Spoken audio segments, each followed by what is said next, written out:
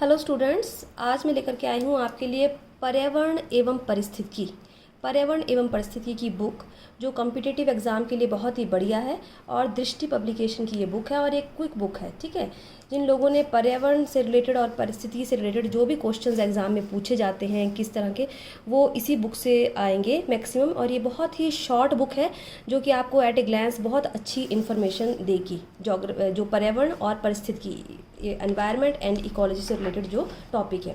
तो करते हैं इस बुक का रिव्यू। ये कैसी बुक है, इसमें क्या क्या प्लस पॉइंट है और क्या क्या माइनस पॉइंट है।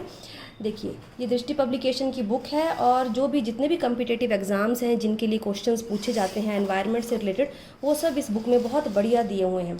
तो देखते हैं इसके कंटेंट के बारे में। कंटेंट में क्या क्या है। कंटेंट में जितने भी इंपॉर्टेंट टॉपिक्स हैं पर्यावरण के, ये देखिए, जैसे पर्यावरण है, जैव मंडल एवं बायोम है, ठीक है, पारिस्थितिकी एवं पारिस्थितिकी तंत्र है, ठीक है ना, इकोसिस्टम है, पारिस्थितिकी के कार्य क्या है, प्रकार क्या है, उसके बारे में, ठीक है।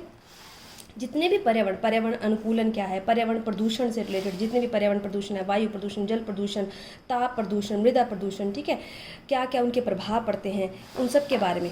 पर्यावरण के संरक्षण में जो जो जिन लोगों ने भी कार्य किए हैं आज तक के, ठीक है, सुंदरलाल बहुगुणा, महात्मा गांधी, इंदिरा गांधी, जितने भी लोगों ने जो जो अपना कंट्रीब्यूशन दिया है पर्यावरण से रिलेटेड, वो सब इस बुक में बहुत बढ़िया तरीके से दिए गए हैं। उन सब के बारे में डिस्क्रिप्शन, जैव विविधता से रिलेटेड जो भी टॉपिक्स हैं, जितने भी जैव विविधता क्या होती है, भारत में कहाँ पाई जाती है, वो टॉपिक्स इसमें दिए गए हैं। भारत में कहाँ कहाँ पे जैव विविधता पाई जाती है वो दिया गया है इसमें। जैव विविधता का संरक्षण हम किस प्रकार से करते हैं उसके बारे में देखिए, सारे टॉपिक्स दिए गए हैं, किस प्रकार से संरक्षण कर सकते हैं। प्रोजेक्ट्स जितने भी चले जैव विविधता से रिलेटेड, प्रोजेक्ट टाइगर है, हाथी मेरे साथी है, ठीक है, जितने भी गंगा डॉल्फिन प्रोजेक्ट है, जितने भी पर्यावरण को बचाने के लिए जो भी प्रोजेक्ट चले, वो इस बुक में अच्छे से एक्सप्लेन किए गए हैं। और क्या है, पर्यावरण से रिलेटेड जितने भी कानून आए हैं, देखिए, है ना, वन्य जीवन अधिनियम 1972, पर्यावरण संरक्षण अधिनियम 1986, बहुत इंपॉर्टेंट जितने भी ये टॉपिक्स हैं वो सब इस बुक में दिए गए हैं। ठीक है, तो करते हैं इस बुक का रिव्यू। सबसे पहले देखते हैं फर्स्ट जो चैप्टर है वो क्या दिखा रहा है। वो एनवायरनमेंट के बारे में, जो भी एनवायरनमेंट किस प्रकार से बना, उनको डायग्राम्स के माध्यम से बहुत अच्छे तरीके से एक्सप्लेन किया गया है इस बुक के अंदर। देखिए, आप देख पा रहे हैं पर्यावरण कहाँ से बना, क्या क्या पाया जाता है, बायोटिक अबायोटिक एनवायरनमेंट, उससे रिलेटेड जो भी क्वेश्चन एग्ज़ाम्स में पूछे गए हैं, जो भी कम्पिटिटिव एग्ज़ाम्स में, उनको भी पीछे अभ्यास में बताया गया है। इसके बाद और कौन से टॉपिक हैं, जैव मंडल एवं बायोम, उनको भी डायग्राम्स के माध्यम से किस प्रकार से बायोम कार्य करता है, होता क्या है वो, ठीक है, उसके बारे में बताया गया है।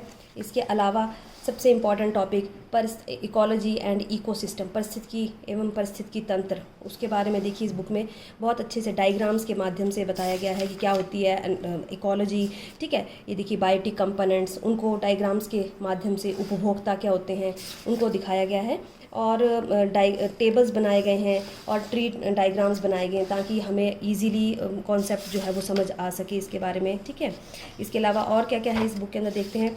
फंक्शंस ऑफ एन इकोसिस्टम, किस प्रकार से इकोसिस्टम कार्य करता है, फूड चेन क्या होती है, ठीक है, ये सब एग्जाम्स में पूछे जाते हैं। देखिए फूड चेन बनाई भी है, डायग्राम्स के माध्यम से अच्छे ढंग से इसको एक्सप्लेन किया गया है। देखिए किस प्रकार से फैक्टर्स अफेक्टिंग, ठीक है, बायो एक्यूमुलेशन, ठीक है, हिंदी और इंग्लिश दोनों में दिया गया है इसमें, ठीक है। पारिस्थितिकी तंत्र क्या क्या, पिरामिड है, इकोलॉजिकल पिरामिड, उसके बारे में।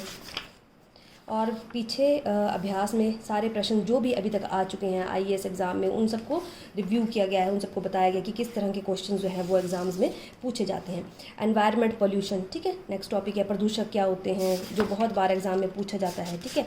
गैसीय प्रदूषक क्या होते हैं, प्राथमिक प्रदूषक क्या है, द्वितीयक प्रदूषक क्या है, उनको ये देखिए डायग्राम्स के माध्यम से बहुत अच्छे ढंग से एक्सप्लेन किया गया है ताकि आपको समझने में डिफ़िकल्टी ना हो।